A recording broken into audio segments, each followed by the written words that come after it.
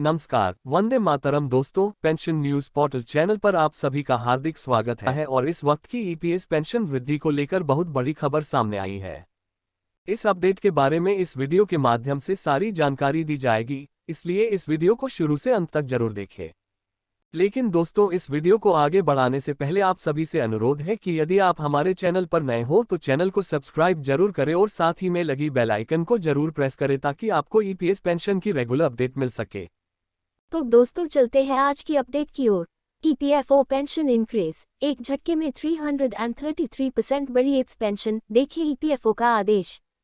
कर्मचारी भविष्य निधि संगठन employees provident fund organisation subscribers को सुप्रीम कोर्ट में जल्द राहत मिल सकती है। दरअसल सुप्रीम कोर्ट के फैसले से कर्मचारी भविष्य निधि ईपीएफ में योगदान करने वाले लाखों कर्मचारियों की कर्मचारी पेंशन योजना एम्प्लॉय पेंशन स्कीम की पेंशन एक झटके में 300% तक बढ़ सकती है। अब ईपीएफओ ने कर्मचारियों की एप्स पेंशन के लिए अधिकतम वेतन 15,000 रुपये मूल वेतन तय किया है। अब सुप्रीम कोर्ट कर्मचारी भविष्य निधि संगठन एम्प्लॉइज प्रोविडेंट फंड ऑर्गेनाइजेशन की इस सैलरी लिमिट को खत्म कर सकता है। यह मामला विचाराधीन है और इस पर लगातार सुनवाई चल रही है। कर्मचारियों की कर्मचारी पेंशन योजना एम्प्लॉय पेंशन स्कीम में पेंशन की गणना भी अंतिम वेतन यानी उच्च वेतन ब्रैकेट पर की जा सकती है। ईपीएफओ के इस फैसले से कर्मचारियों को कई गुना ज्यादा एप्स पेंशन मिलेगी। बता दें कि पेंशन पाने के लिए ईपीएफ में 10 साल तक योगदान करना जरूरी है।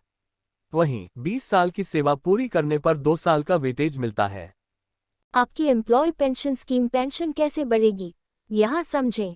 कर्मचारी भविष्य निधि संगठन एम्प्लॉइज प्रोविडेंट फंड ऑर्गेनाइजेशन की मौजूदा व्यवस्था के मुताबिक अगर कोई कर्मचारी 1 जून 2015 से नौकरी कर रहा है और 14 साल की सेवा पूरी करने के बाद पेंशन लेना चाहता है तो उसकी कर्मचारी पेंशन योजना एम्प्लॉय पेंशन स्कीम में पेंशन की गणना 15,000 रुपये ही की जाएगी, भले ही वह किसी एप्स कर्मचारी के साथ काम कर रहा हो। वेतन 20,000 रुपये बेसिक सैलरी ब्रैकेट में हो या 30,000 रुपये। पुराने फॉर्मूले के मुताबिक कर्मचारी को 14 साल पूरे होने पर 2 जून 2030 से करीब 3,000 रुपये पेंशन मिलेगी। पेंशन की गणना का सूत्र है सेवा इतिहास बाय 15,000/70। लेकिन अगर सुप्रीम कोर्ट कर्मचारियों के पक्ष में फैसला करता है तो उसी कर्मचारी की पेंशन बढ़ जाएगी। एम्प्लॉय पेंशन स्कीम में बढ़ोतरी का उदाहरण ईपीएफओ पेंशन इंक्रीज। मान लीजिए कर्मचारी भविष्य निधि संगठन employees provident fund organisation subscriber की नौकरी 33 साल है। उनकी आखिरी बेसिक सैलरी 50,000 रुपये है। कर्मचारी पेंशन योजना एम्प्लॉय पेंशन स्कीम की मौजूदा व्यवस्था के तहत पेंशन की गणना अधिकतम 15,000 रुपये वेतन पर ही की जाती थी। इस तरह फॉर्मूला 33 साल + 2 = 35 70 टाइम्स 15,000 पेंशन सिर्फ 7,500 रुपये होती। मौजूदा व्यवस्था में यह अधिकतम एप्स पेंशन है, लेकिन पेंशन की सीमा हटाने के बाद पेंशन को अंतिम वेतन के हिसाब से जोड़ने पर उन्हें 25,000 रुपये पेंशन मिलेगी। मतलब 33 साल + 2 = 35 70 टाइम्स 50,000 = 25,000 रुपये।